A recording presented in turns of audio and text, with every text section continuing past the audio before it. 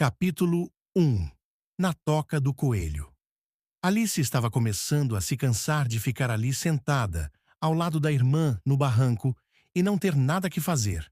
Uma ou duas vezes, espiara o livro que sua irmã estava lendo, mas não tinha figuras nem diálogos. E para que serve um livro? Pensou Alice.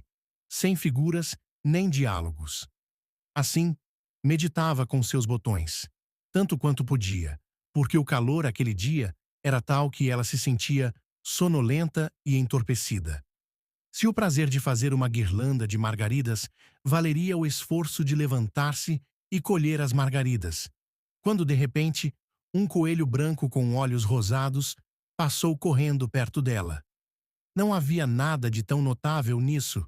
Nem Alice achou tão estranho ouvir o coelho murmurar para si mesmo: Ai, meu Deus! Ai, meu Deus! Estou muito atrasado! Quando pensou nisso, bem mais tarde, ocorreu-lhe que deveria ter estranhado. Porém, naquele momento, tudo lhe pareceu perfeitamente natural. Mas quando o coelho tirou um relógio do bolso do colete, deu uma olhada nele e acelerou o passo. Alice ergueu-se, porque lhe passou pela cabeça que nunca em sua vida tinha visto um coelho de colete e muito menos com relógio dentro do bolso. Então, ardendo de curiosidade, ela correu atrás dele campo afora, chegando justamente a tempo de vê-lo sumir numa grande toca sob a cerca. No instante seguinte, Alice entrou na toca atrás dele, sem ao menos pensar em como é que iria sair dali depois. A toca do coelho, no começo, alongava-se como um túnel, mas de repente abria-se como um poço, tão de repente que Alice não teve um segundo sequer para pensar em parar, antes de se ver caindo no que parecia ser um buraco muito fundo. Ou o poço era profundo demais, ou ela caía muito devagar, pois teve tempo de sobra durante a queda para olhar em volta e perguntar-se o que iria acontecer em seguida. Primeiro, tentou olhar para baixo para ver onde estava indo, mas estava escuro demais para ver qualquer coisa. Então, olhou para as paredes do poço e notou que estavam cheias de armários e prateleiras. Aqui e ali, viu mapas e quadros pendurados. Enquanto passava, pegou de uma das prateleiras um pote. Tinha o rótulo geleia de laranja, mas para seu desapontamento estava vazio. Não quis jogar fora o pote, com medo de acertar mortalmente alguém lá embaixo. Então, esforçou-se por colocá-lo de volta em uma das prateleiras enquanto passava. Bom, pensou Alice, depois de um tombo desses, não vou achar nada demais cair de uma escada. Todos lá em casa vão pensar que fiquei muito corajosa. Não lhes vou contar nada, mesmo se cair do telhado. O que era bem possível que acontecesse. Caindo, caindo, caindo. Esta queda não acabaria nunca. Queria saber quantos quilômetros já desci nesse tempo todo, disse em voz alta. Devo estar chegando perto do centro da Terra. Deixe-me ver. Devem ser uns 6.000 quilômetros por aí. Porque, como se vê, Alice aprendera muitas coisas desse tipo na escola. E embora essa não fosse uma oportunidade lá muito boa para mostrar seus conhecimentos, uma vez que não havia ninguém para escutá-la, contudo, era sempre bom praticar um pouco. Sim, a distância é mais ou menos essa. Mas queria saber qual a latitude e a longitude em que estou. Alice não tinha a menor ideia do que fosse latitude, muito menos longitude, mas achou que eram belas palavras, formidáveis de dizer. E logo recomeçou. Queria saber se vou passar direto, através da terra. Seria engraçado se eu saísse no meio das pessoas que andam de cabeça para baixo. Os antipáticos, eu acho. Estava muito feliz que dessa vez não havia ninguém escutando, porque aquela não lhe pareceu a palavra correta. Mas eu vou ter de perguntar qual o nome do país, é claro. Por favor, minha senhora, aqui é a Nova Zelândia ou é a Austrália? E tentou fazer uma mesura enquanto falava. Imaginem, fazer uma mesura enquanto se está caindo. Vocês conseguiriam? E que menina ignorante ela vai pensar que eu sou por perguntar isso. Não, melhor não perguntar nada. Quem sabe eu veja escrito em algum lugar. Caindo, Não havia nada a caindo. fazer. E Caindo. então, Alice começou a falar outra vez. Acho que Diná vai sentir muito a minha falta esta noite. Diná era sua gata. Espero que se lembrem do seu pires de leite na hora do lanche. Diná, querida, queria que você estivesse aqui caindo comigo. Não tem nenhum rato no ar, infelizmente, mas você bem que poderia pegar um morcego. É quase igual a um rato, você sabe. Será que gatos comem morcegos? E aqui Alice começou a ficar com sono e continuou dizendo consigo mesma, numa espécie de devaneio: gatos comem morcegos? Gatos comem morcegos? E, às vezes, morcegos comem gatos? Pois, como ela não conseguia responder à pergunta, não importava muito a ordem em que era colocada. Sentiu que estava adormecendo e começou a sonhar que passeava de mãos dadas com Diná, dizendo-lhe, muito séria: agora, Diná, diga-me a verdade. Você já comeu algum morcego? Quando subitamente, Catapimba caiu em cima de um monte de gravetos e folhas secas. A queda tinha acabado. Alice não estava nem um pouco machucada. Por isso, levantou-se num instante. Olhou para cima, mas estava tudo escuro. Diante dela, havia outro longo corredor, e o coelho branco ainda estava à vista, correndo apressado.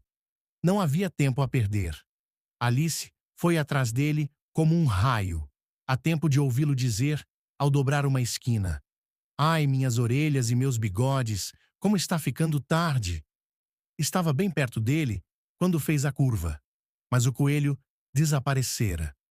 Alice achou-se numa sala comprida e baixa, iluminada por uma fileira de lâmpadas pendentes do teto. Havia muitas portas em volta da sala, mas todas estavam fechadas. Depois de percorrer a sala de um lado e de outro, tentando abrir todas as portas, ela foi tristemente para o centro, perguntando-se como iria fazer para sair dali. De repente, topou com uma mesa de 3 pés, toda feita de vidro. Não havia nada em cima, a não ser uma chavezinha dourada. A primeira ideia de Alice foi que a chave deveria ser de uma das portas, mas que nada. Ou as fechaduras eram grandes demais, ou a chave era muito pequena. De qualquer forma, não abria nenhuma delas. Entretanto, ao fazer um segundo giro pela sala, Alice encontrou uma cortina baixa, que não tinha notado antes. Atrás, havia uma pequena porta de cerca de 40 centímetros de altura. Experimentou a chavezinha dourada na fechadura e, para sua alegria, serviu. Alice abriu a porta e viu que dava para uma pequena passagem, não muito maior que um buraco de rato. Ajoelhou-se e entreviu pela passagem o jardim mais agradável que jamais vira. Como ela queria sair daquela sala escura e passear entre aqueles canteiros de flores esplendentes e aquelas fontes fresquinhas. Mas não conseguia passar sequer sua cabeça naquele buraco. E mesmo que minha cabeça passasse, pensou a pobre Alice, de nada serviria sem meus ombros. Ah, como eu gostaria de poder encolher como uma luneta. Acho que seria possível se eu soubesse como começar. Tantas coisas extraordinárias tinham acontecido ultimamente, vocês sabem que Alice começava a pensar que quase nada seria realmente impossível de acontecer. Como parecia inútil ficar esperando diante daquela porta, ela voltou para a mesa, meio esperançosa de encontrar outra chave, ou pelo menos um manual de instruções para encolher as pessoas como lunetas.